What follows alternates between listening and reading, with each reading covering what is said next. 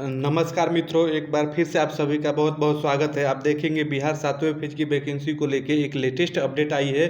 सरकार ने एक सूचना जारी करके आपको बताया है, तो उसी सूचना के बारे में जानेंगे, जिसमें ये बताया गया है कि आपके कितने पद सृजित हैं, कौन से किस में कितने पद हैं और क्या आपका वेतन रहने वाला है। सारा कुछ इस वीडियो में आपको बताएंगे, तो आप शुरू से अंत तक बने रहिएगा। सबसे पहले आप यहाँ पे ये देख लीजिए, जो प्रशासी पदवर्ग समिति की जो बैठक हुई थी 24/4/2023 को, उसी दिन ये बैठक हो गई थी और उसका सूचना आप देखेंगे 27 को पब्लिक किया गया है। तो उसी के बारे में इस वीडियो में बात करेंगे। सबसे पहले आइए यहाँ पे पढ़ के देख लेते हैं इसमें क्या लिखा गया है। तो आप देखेंगे कि बिहार राज्य विद्यालय अध्यापक नियुक्ति हस्तांतरण अनुशासनिक कार्रवाई एवं सेवा शर्त नियमावली 2023 के आलोक में पंचायती राज एवं नगर निकाय संस्था के अंतर्गत पूर्व से पंचायत प्रारंभिक शिक्षक, नगर प्रारंभिक शिक्षक के मूल कोटि के 39,758 सृजित पद, जिला समग्र के उच्च कोटि के आप देखेंगे 40,185 पद जो मरणशील हो गए थे, एवं विशेष शिक्षक के लिए पंचायत प्रारंभिक शिक्षक, नगर प्रारंभिक शिक्षक के क्रमशः मूल कोटि एवं स्नातक कोटि के 5533 एवं 1745 पद सृजित को प्रत्याशित करते हुए वर्ग 1 से 5 तक के अध्यापन हेतु शिक्षा विभाग ने नियंत्रणाधीन विद्यालय अध्यापक के मूल कोटि के 85,477 पद एवं 6 से 8 के अध्यापक हेतु शिक्षा विभाग के नियंत्रणाधीन विशेष विद्यालय अध्यापक के स्नातक कोटि के 1745 पद सृजित के संबंध में ये सूचना है। तो यहाँ से उत्तरा पढ़ने का कोई मतलब नहीं, लेकिन पढ़ के मैंने आपको बताया। आइए यहाँ पे समझ लेते हैं।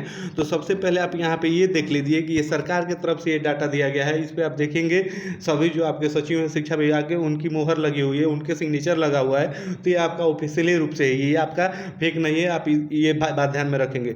तो सबसे पहले आप इसमें ये जान लीजिए कि जो आपका विद्यालय अध्यापक यानी इस वर्ग 1 से 5 तक है, यानी प्राथमिक के लिए आप देखेंगे जिसका मूल वेतन आप देखेंगे सरकार की तरफ से कहा जा रहा था कि आपका आकर्षक वेतन मिलेगा।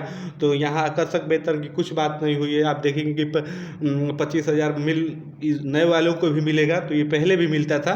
तो हालांकि एक और न्यूज आपको सुनने को मिला होगा कि इसमें 15% इंक्रीज करके दिया जाएगा, तो वो उसकी हम पुष्टि नहीं करते हैं, वो तो सूचना आएगी तो पता चलेगा।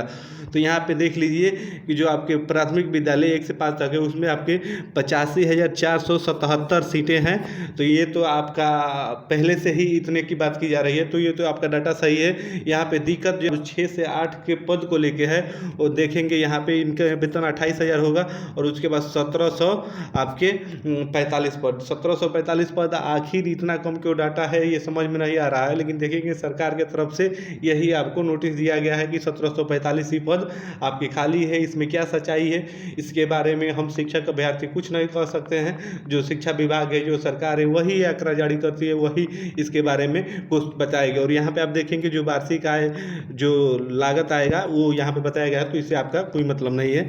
वही आइए नीचे देख लेते हैं। तो नीचे देखेंगे इसमें बात कही गई है 11वीं और 12वीं की। तो 11वीं 12वीं में आपका 32,000 मूल वेतन होगा, प्रारंभिक मूल वेतन, और उसमें आप देखेंगे 57,618 पद आपके खाली हैं। उसके बाद आप देखेंगे विद्यालय अध्यापक 9 से 10 तक के, यहाँ पे आपको 31,000 मूल वेतन मिलेगा, प्रारंभिक मूल वेतन, और 33,186 पद आपके यहाँ पे खाली है। तो इन दोनों का आपको मिला के देखेंगे 90,804 पद यहाँ पे हुए। और उसके बाद यहाँ पे आप ऊपर देखेंगे तो यहाँ पे आपके 87,222 पद यहाँ पे हुए।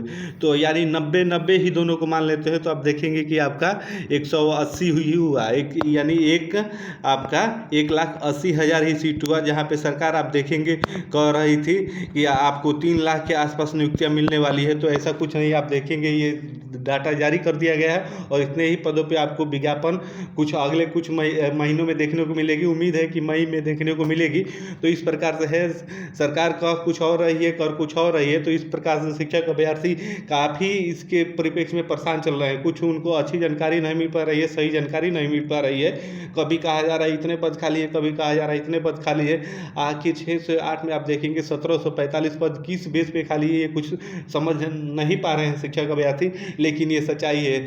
उसमें आप देखेंगे कि दिक्कत ये है कि आपका जो बीएड बीटीसी वाला मुद्दा है, क्योंकि आपको पता है कि प्राथमिक में बीटीसी ही अनिवार्य है, और उसके बाद अगर प्राथमिक में अगर देखेंगे बीटीसी के पक्ष में अगर आपका निर्णय आ जाता है तो बीएड आपके उच्च प्राथमिक में होंगे और उच्च प्राथमिक में आपके 1745 पद है। तो इसलिए जो बीएड के अभ्यर्थी मेरे भाई छात्र हैं वो काफ़ी परेशान है कि अगर इतने पद रहेंगे आपके 1745 तो किसी का हो नहीं पाएगा। तो किस प्रकार से आंकड़ा है इसमें हम कुछ नहीं कर सकते हैं। जैसे ही सरकार इसके परिप्रेक्ष्य में और भी कोई जानकारी देगी तो हम आपको अपने वीडियो के माध्यम से बता देंगे। तो इसलिए आप हमारे चैनल को सब्सक्राइब करके हमसे जुड़ जाइए। तो फिर मिलते हैं नेक्स्ट वीडियो में, तब तक के लिए आप सभी को जय हिंद, धन्यवाद।